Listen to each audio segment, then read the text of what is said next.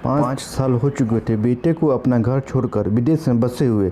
इन 5 सालों में बूढ़ी माँ और ज़्यादा बूढ़ी हो गई थी। 80 वर्ष की उम्र में सुनीता देवी की याददाश्त काफ़ी कमज़ोर होती जा रही थी। उन्हें रोज़मर्रा की चीज़ें याद न रहती, लेकिन उन्हें जो हमेशा याद रहता वह था उनका बेटा। दिन हो या रात, एक भी पल ऐसा ना होता जब उन्हें अपने बेटे की याद न आती। दूसरी तरफ बेटा था जो साल भर में 1 से 8 बार अपने माँ को फ़ोन कर लिया करता और 1-2 मिनट से ज़्यादा बातें भी ना किया करता। फिर भी यह बूढ़ी माँ टकटकी लगाए अपने बेटे का इंतज़ार करती रहती। एक दिन बेटे का विदेश से फ़ोन आया।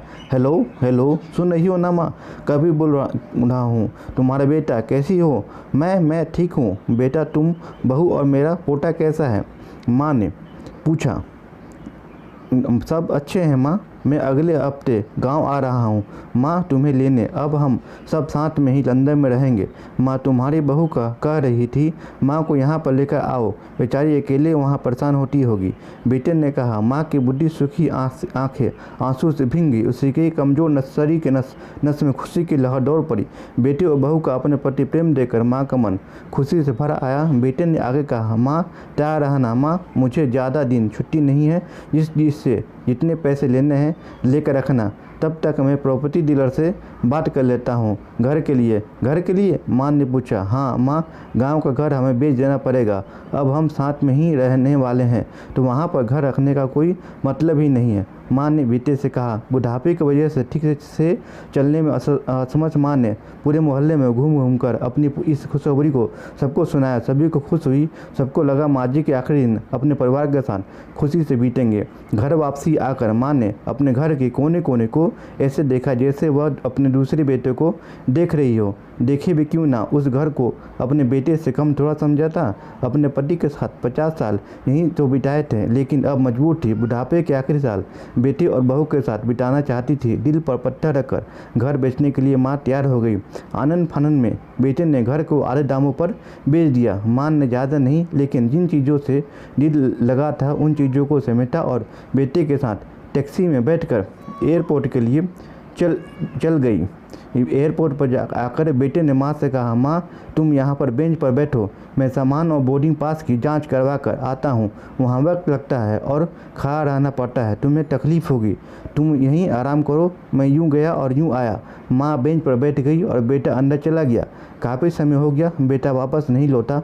माँ सोचने लगे ज़्यादा भीड़ होगी इसलिए देर लग रही है। अंधेरा होने को आया तब तो लोगों की चहलकदमी भी कम होने लगी। माँ को अब चिंता होने लगी। एक कर्मचारी ने पूछा, किससे मिलना है माँ जी आपको? यहाँ पर क्यों बैठी है? डरती हुई आवाज़ में सुनीता देवी बोली, मेरा बेटा अंदर सामान की जांच करने गया है, लंदन जा रहे हैं हम। क्या नाम है आप माँ जी आपके बेटे का? कर्मचारी ने पूछा। कबीर नाम है। कर्मचारी अंदर गया और थोड़ी देर बाद बाहर लौटा। उसने सुनीता देवी से कहा, माँ जी लंदन जाने वाला फ़्लाइट तो दोपहर में ही जा चुकी है और आपका बेटा भी उस फ्लाइट में बैठकर लंदन जा चुका है। अब आपको यहाँ बैठने का कोई मतलब नहीं है, आप भी अपने घर चले जाइए। क्या जा चुका है? मैं घर जाऊँ? घर? माँ की आंखों से आंसू के सैलाब उठने लगे। जैसे तैसे माँ घर पहुँची तो उसका साथ ही नहीं बिक चुका था तो कहाँ तुलसी के पास सो गई। घर के नए मालिक को उस पर दया आई तो वे कमरा किराए से उसको दे दिया। पेंशन के पैसों से खाना और किराए का बंदोबस्त हो जाता था। दिन बीतने लगे। कुछ दिन बाद घर के नए मालिक ने सुनीता देवी से कहा, माँ जी आप अपने रिश्तेदारों के यहाँ पर जाकर क्यों नहीं रहती? इस उम्र में आपके लिए वही अच्छा होगा। अच्छा तो होगा, लेकिन अगर मेरा बेटा वापस आया तो उसका ख्याल कौन रखेगा? मेरा बेटा बहुत भोला है, उसे अपना ख्याल रखना बिल्कुल नहीं आता है। मैं कहीं नहीं जाऊंगी, क्या पता कब उसे मेरी ज़रूरत पड़ जाए। माँ ने कहा। दोस्तों सच बता रहा हूँ, माँ की ऐसी बात सुनकर मेरी आंखों में आंसू आ गए। किसी ने सच ही कहा है, पुत का पुत हो सकता है लेकिन माता कभी को माता नहीं होती। दोस्तों आप सभी से हाथ जोड़ के विनती करता हूँ, अपने माता पिता की जितनी हो सके सेवा करना, उनके साथ कभी बुरा बर्ताव मत करना। स्टोरी अच्छी लगी हो तो वीडियो को लाइक और शेयर कीजिएगा और चैनल को सब्सक्राइब कर दीजिएगा। Thank you.